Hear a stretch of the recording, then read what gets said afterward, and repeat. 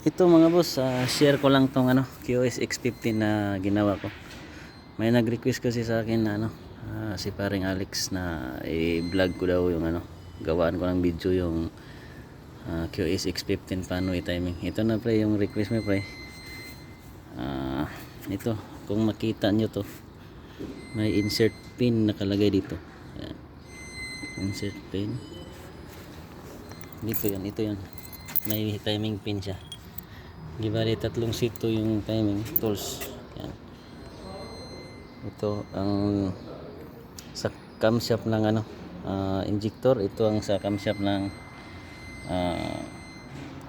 mga barbula. Ito dapat malambot to sa ipasok. Hindi siya matigas. Yan.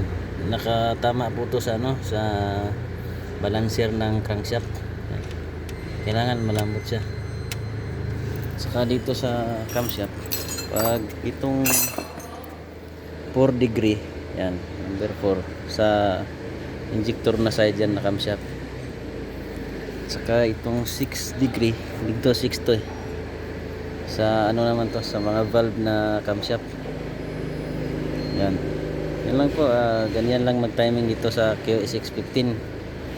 Kasi wala kasi itong mga mark sa gear. Yan.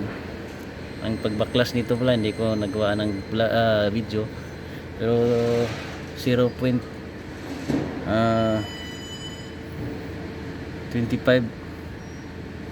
mm po. Sabit.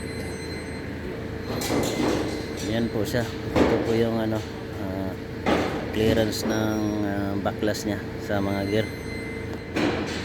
Di bale, nahigpitan ko na lahat to. Ito ang torque ng adjuster gear niya ay 88 Newton meter plus 60 degree.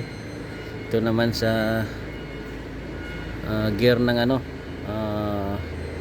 injector, 136 Newton meter plus 90 degrees.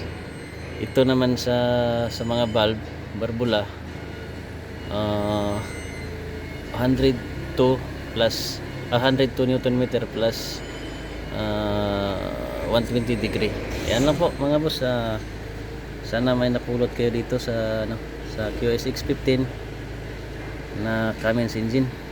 Ito malapit na itong mabuo. Kung napansin nyo, kailangan mag timing kayo, walang mga rocker arm. Yan lang po mga boss, maraming salamat.